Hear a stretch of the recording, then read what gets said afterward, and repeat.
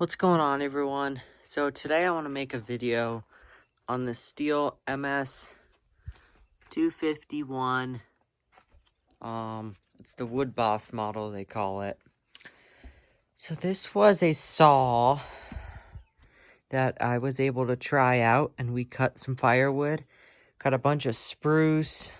This is only just a small portion of it. Good sized rounds, using the whole 18-inch bar. So I'm just going to kind of go through and do a quick little video on my thoughts on it, because I really wanted to try this. And at this point, it's been used. It was used before, and so I'm going to return it back to where we got it, because we just wanted to try it out and stuff. So I'll start off about what I like about it. I like the lightweight design. It's maneuverable. It's got an 18-inch bar, which is perfect for firewood. Anti-vibration system. You got springs there. You got springs down there. You got springs right there too. So the vibration. Oh man, there was not much vibration at all using it. Let's see what else. I like the 18-inch bar. With the 325 chain on here. It's like a 68 driver chain, I believe. And it's 325, the 063, the thick one. Before they've switched back to the light 04 and all that stuff. I like the toolless fuel and oil caps. So you just pop this up, twist this. Got oil in there. Those are really nice. It can be hard sometimes. If you overfill this, it sucks because it won't close and you gotta force them out and make a mess. But I like those. I'm trying to think other things. The starting procedure, if you have it down, is easy.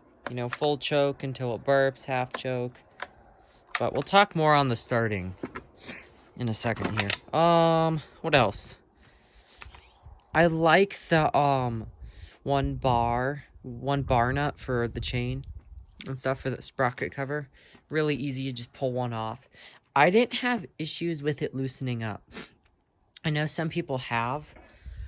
The tensioner's right in there, but never loosened up for me. The felling dogs are okay, they could be bigger. That's okay. Alright, let's go on to things I didn't like about it. So we cut firewood with it yesterday, and it was problematic. I started it up, did the proper starting procedure, and it wouldn't stay idling. So I know these 45cc saws need lots of time to warm up for some reason. It's got all the information over here. Yeah, it's 46 EC. But I had an issue with it warming up, and it wouldn't stay idling, and I kept giving it gas, and it was just bogging and bogging and bogging. I finally got it to idle. I was like, that's weird. We were at a little bit higher of an elevation. Not to make any difference in it, though. It shouldn't. And then we went up to the area where we started cutting rounds like this and stuff. Started cutting them into like 6-foot sections, carry them down, and then it started revving up, and it was perfect. But it was super laggy, like it was bog. I'd have to feather it. If I went full throttle, it'd just die. So me and my dad carried all these logs down to the base of the truck and got them all stacked up so we could start cutting them into like firewood rounds like this, and then later splitting them. And so I started it up again, right? And he was up there using the 180, which I can grab real quick. Here's the 180C. Great chainsaw, smaller. 16-inch bar and only like 33 horsepower, 33 like cc's. So a lot smaller, right? This thing was ripping all day. No issues. And so I went to start this up again and start, bucking up the logs into rounds. Idled, and it was just bogging and bogging. I could not get it to throttle up for some odd reason. I have no idea what was going on. And so I started checking fuel. I was like, okay, there's enough fuel in there, right? You know, that's the first thing you check. I was like, chain brake, okay, that's off, of course, you know. Took this sprocket cover off, took this off, took out the bar and chain, nothing caught in there. I was able to get it to rev up without the bar and chain on, which is really weird. Put it back on, same thing. Okay, I started messing with carburetor screws. This is like 10 minutes through. Raising that idle speed, getting a little more fuel in there, little more air. That didn't really seem to help either. I finally took the cover off, like 15-20 minutes through now.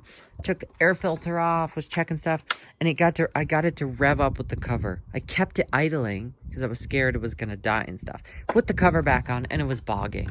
And I was turning it, and I was like just holding it, trying to rev it like the whole time. Well, he's up there just cutting with this, and it's working fine. So it was super frustrating. And I don't know what caused this. I know my fuel's good. It had spark, you know, it'd start. And I think it's a carburetor issue, but I got it to run finally after, I'd say, 15 to 20 minutes or longer. And we started cutting them into rounds like this.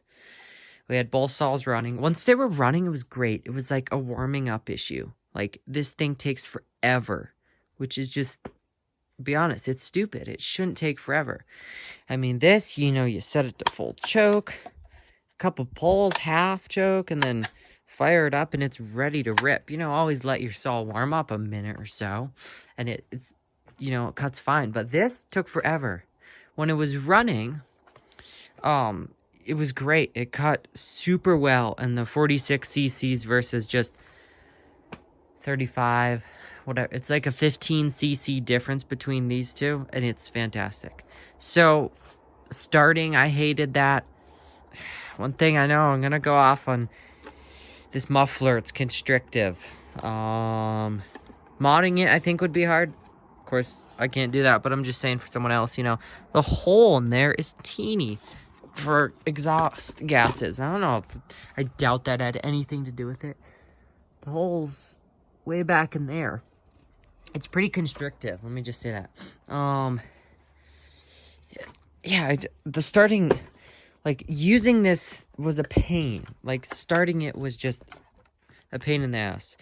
I had to do half choke and then let it go on half choke for a bit and mess with it, and then it would die. But once it cut, this thing rips. So I'm going to take it back to Will, mechanic for Stihl at Krager's in town. And he's going to look at it, and I'm going to tell him. But I'm super happy that he let us use this. And that's kind of just my overall thoughts, my mini review for using it one day of cutting about a cord of wood with it. We cut all spruce that was dead. I mean, once this cuts, though, once it's cutting, it cuts so well. But not super psyched on it not working. And then, you know, I fired up this morning, cleaned it up and stuff. I washed it off and everything, so it looks all brand new, you know.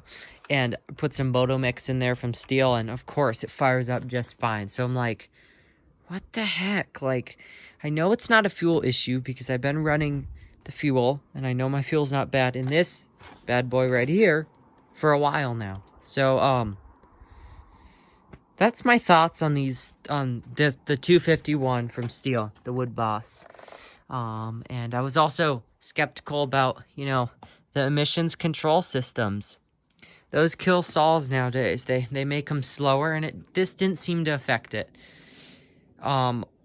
If I end up doing an update video, I'll see if I can post that and figure out what he found in here, you know, what actually caused that.